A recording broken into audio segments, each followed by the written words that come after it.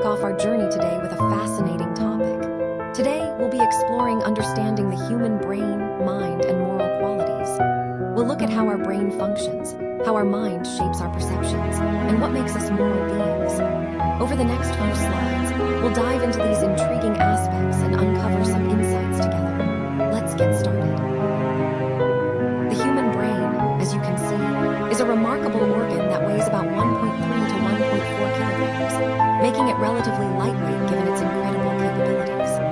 It's divided into several key parts, each with its own unique functions. The cerebellum, for instance, is responsible for reasoning, language, and processing our sensory perceptions, everything that helps us think, communicate, and interpret the world around us.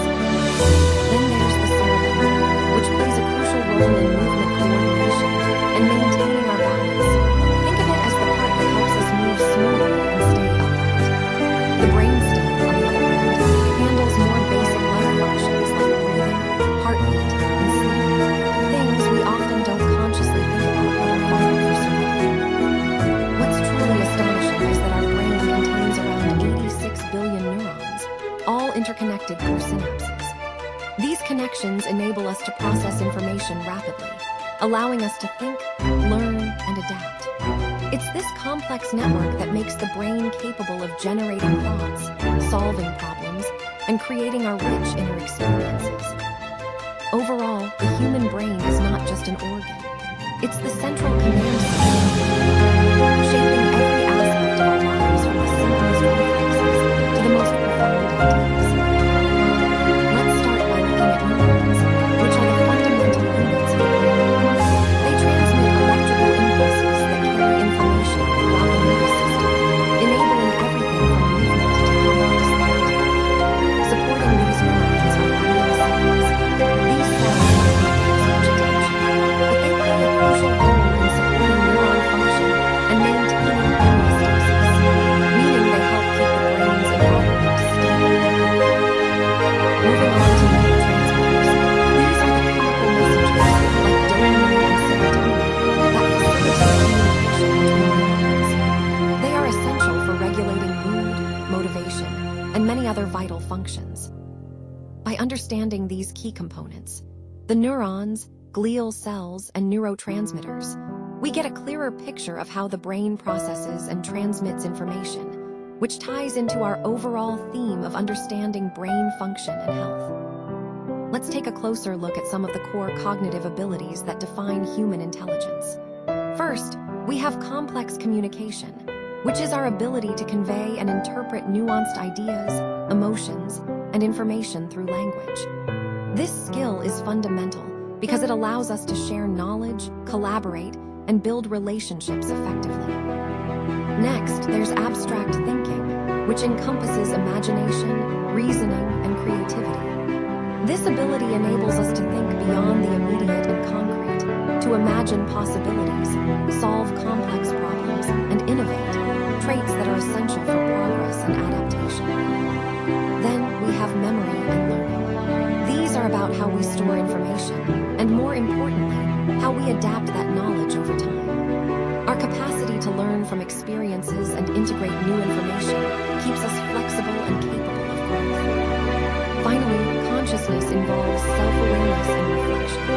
It's what allows us to think about our own thoughts and actions, to understand ourselves better, and to make conscious choices. All these abilities are interconnected and form the foundation of our cognitive landscape, driving how we perceive, understand, and navigate the world around us. These skills highlight the incredible complexity of human intelligence and its role in shaping our unique experiences. Let's talk about some of the unique features that set the human brain apart. First, the human brain is large relative to our body size, which is quite significant because it provides the physical space needed for our advanced cognitive functions. Next, we have a highly developed prefrontal cortex, the area responsible for complex decision-making, planning, and social behavior. This part of the brain really acts as the control center for our higher-level thinking. Another key point is the complex neuronal connectivity within the brain. Our neurons form intricate networks that enable sophisticated information processing. This connectivity is the foundation for our ability to reason, create,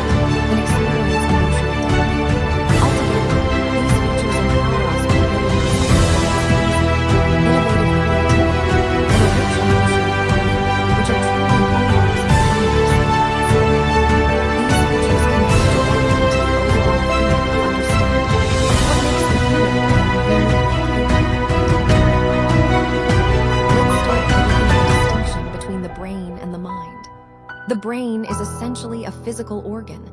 Think of it as the hardware of our cognitive system. It processes sensory input from our environment and controls our body's functions. It's like the physical engine that keeps everything running smoothly. On the other hand, the mind refers to the more abstract, software-like aspects of our consciousness. It encompasses our thoughts, emotions, imagination, and our sense of self-awareness.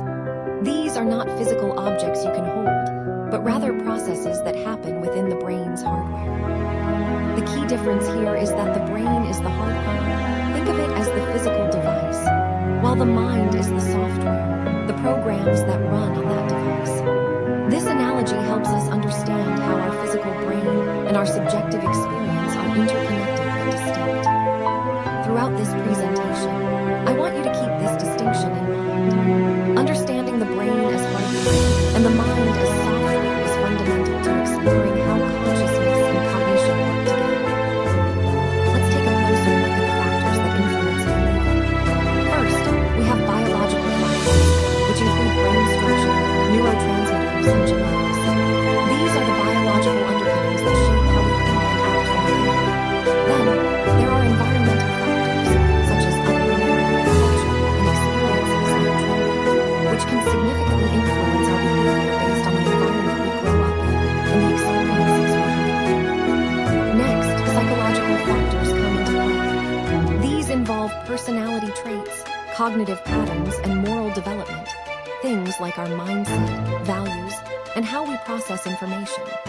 All of these contribute to how we respond to different situations. And of course, there's the aspect of choice and free will. Humans have the capacity to consciously make decisions, to choose their actions, which adds a layer of complexity to understanding. When we consider all these factors together, it helps explain why minds can be capable of both good and evil. Our biology, environment, psychology, and free will all interact in ways that shape the moral landscape of human life. So let's talk about how intent really matters in these situations. When the intent is defensive or ethical, it's generally closer to having good intentions. But if the driving forces are power, greed, or revenge, then the actions tend to lean more towards evil. Now, even with good intentions, poor planning can lead to harmful outcomes. That's a crucial point to remember. Good motives don't guarantee good results if the plan isn't sound. From a philosophical perspective, we can look at this in different ways. Utilitarianism suggests that war can be justified if it results in the greatest good for the greatest number. On the other hand, deontological views emphasize that harming innocents is fundamentally wrong, regardless of the outcome. So, in conclusion, war really complicates moral evaluation. It's not always black and white, and understanding the intent behind actions, as well as the possible consequences, is key to navigating these complex moral waters. Now, let's explore the core traits that define a universally good mind. First, we have empathy, which is about genuinely understanding and sharing the feelings of others. It's the foundation for compassion and altruism, guiding us to act kindly without expecting anything in return. Next, honesty and integrity are essential. They build trust and serve as the backbone of ethical behavior. When we are truthful and consistent in our principles, we foster a sense of reliability and respect. Justice and respect for rights are also key. This means treating everyone fairly and recognizing the inherent dignity of all individuals, regardless of background or circumstance. Selflessness is about putting others' needs before our own when appropriate, demonstrating a genuine concern. Finally, moral courage is what allows us to stand up for what's right, even in difficult situations. It's about having the strength to do the right thing, especially when it's not the easiest thing. Together, these traits are universally admired across cultures because they promote reducing harm and fostering human connection. They serve as the core principles that guide us toward creating a more compassionate and just world. When we think about waging war, it often conflicts with some of our most deeply held virtues like empathy and compassion. These qualities remind us to understand and care for others, even those we see as opponents. War also tends to clash with justice, which is about fairness and moral rightness. It's hard to reconcile the violence of war with the idea of justice being served equally for all parties involved. Selflessness is another trait that usually doesn't get credit, especially if the motivation is personal gain. True selflessness involves putting others' needs before our own, but war can sometimes be driven by selfish motives. However, there are situations where this is influence more. If the intention behind war is genuine and well-intentioned, for example, safeguarding innocent lives or defending against evil. Still, even then, it's often a complex balance, and full alignment with these universally good traits rarely happens.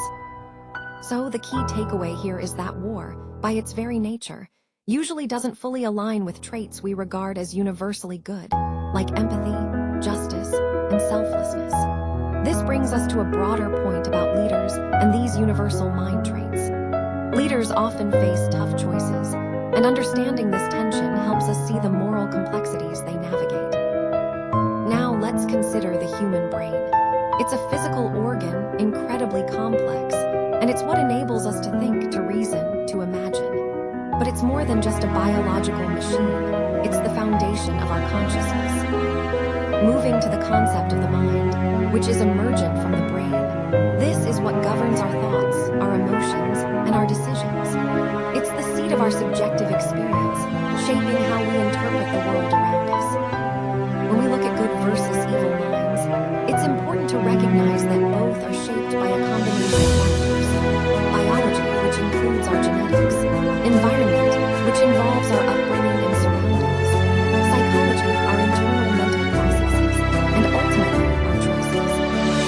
Despite this complexity, there are certain traits that seem universal across all humans: empathy, justice, honesty, altruism, and moral courage.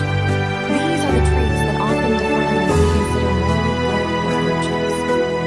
However, war and conflict challenge our ability to align with these universal good traits. They test our capacity for empathy and justice in situations that are often driven by fear, greed, or hatred.